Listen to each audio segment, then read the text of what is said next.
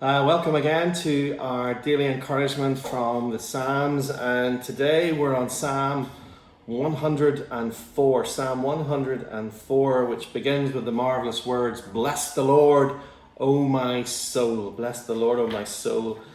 O Lord my God, you are very great." And I'm going to give you a chance to read it now. It's some 35 verses long, so take your time and imbibe every word that you are reading, and then come back and we'll have a wee chat about it.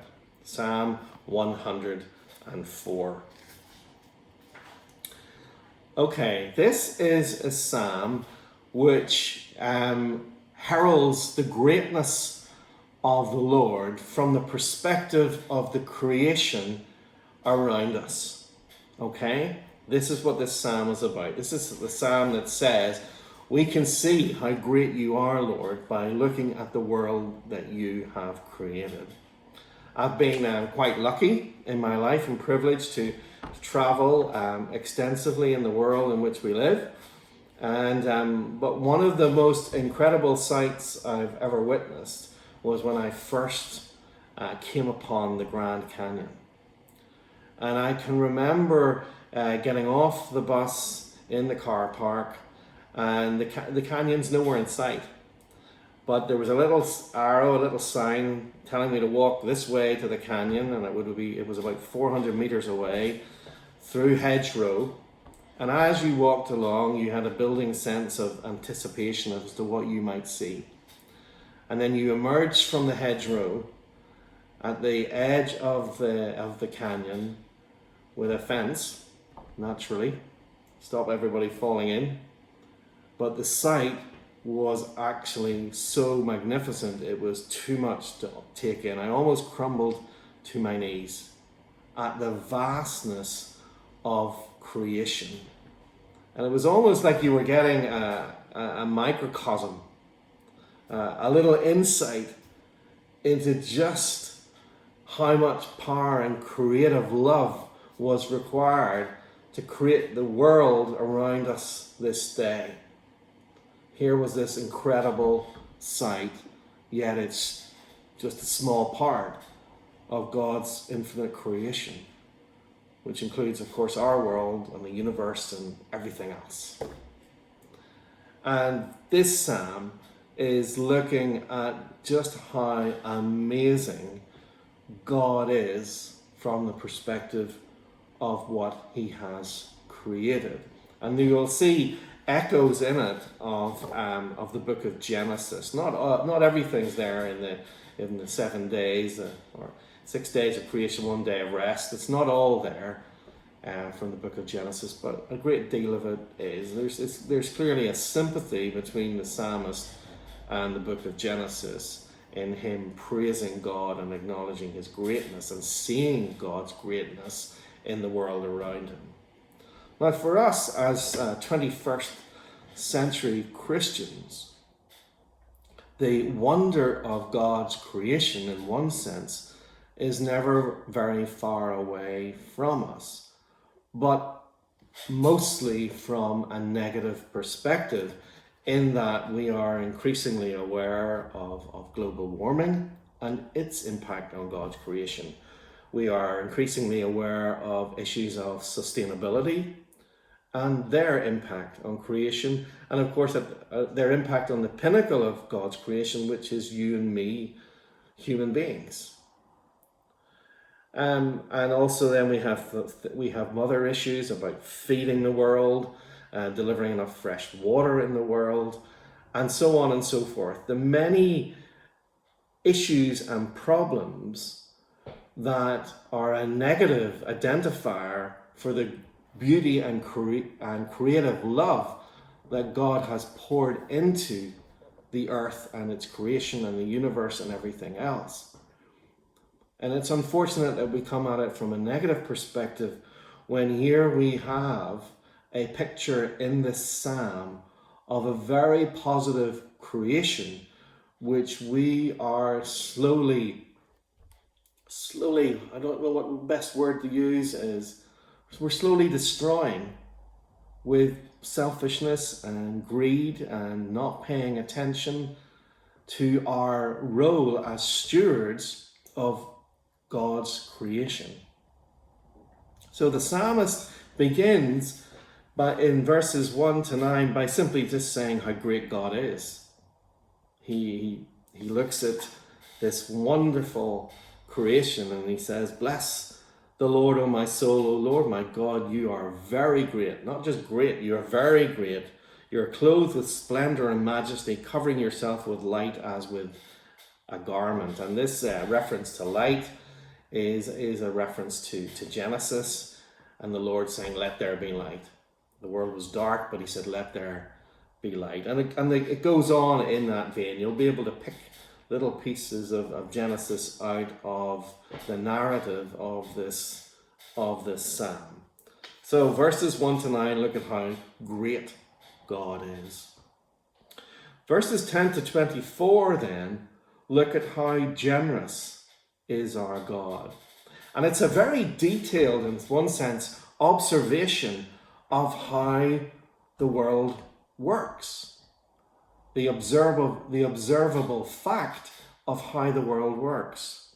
So verse 10, "You make springs gush forth in the valleys, they flow between the hills. They give drink to every beast of the field. The wild donkeys quench their thirst.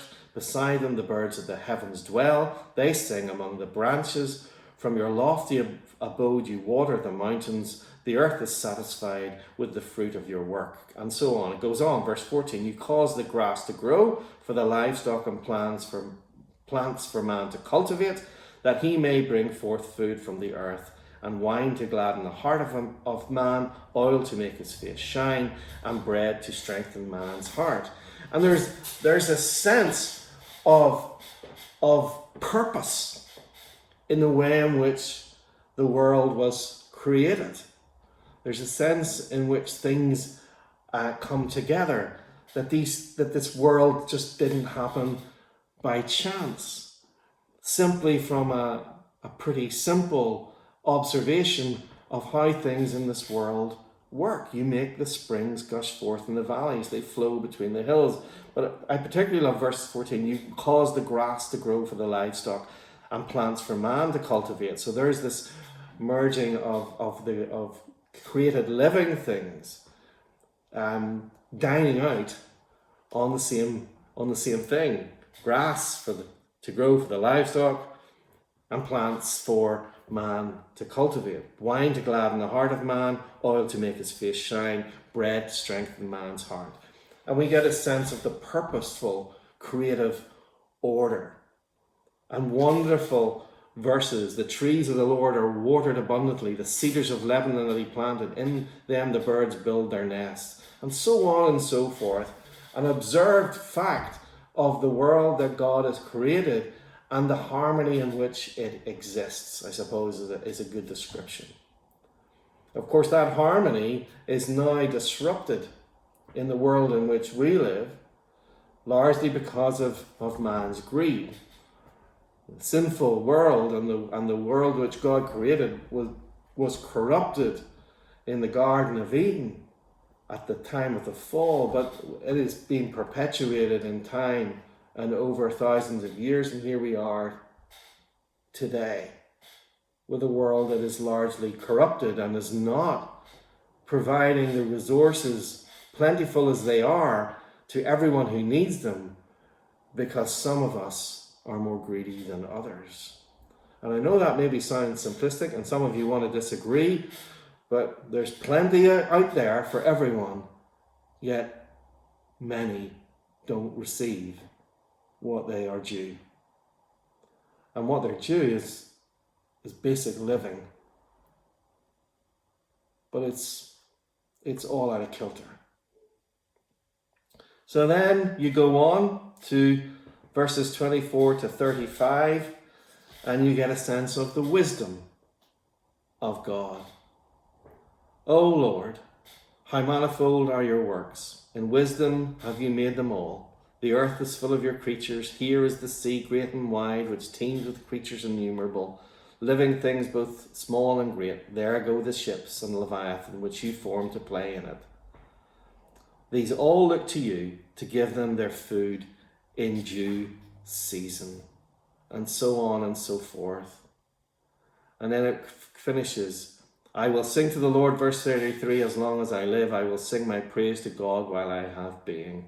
Verse 35, right at the end, bless the Lord, O my soul, praise the Lord.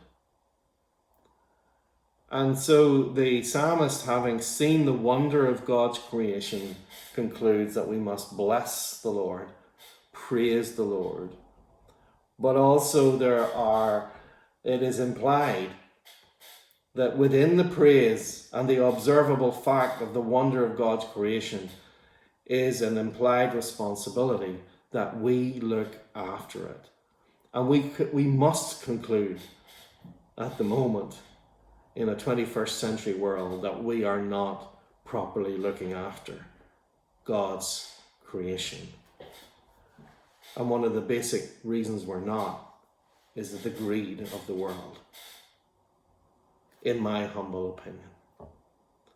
You may disagree, but people are greedy. We have consumed more than we need, especially in Western nations. So, read the psalm. It's a wonderful psalm. You will read it and you will reflect upon it, and you will look out your window or wherever you are, and I'm sure you will be able to appreciate some of the wonders and beauty of God's creation. Or you will remember a time where you've been somewhere and definitely went, wow, what a view. Or you'll look at the way in which fields of corn grow, or the milk comes from cows. Something so basic and so simple. And we've got to conclude that we have a marvelous, wise God who created all of this and said it was good. And it was given to us as our responsibility. And we've really got to stop messing it up. So I pray that today you have a greater appreciation, or you will take time to greatly appreciate the beauty and love that was poured into God's creation, and resolve to be better stewards of it. May the Lord bless you this day. Amen.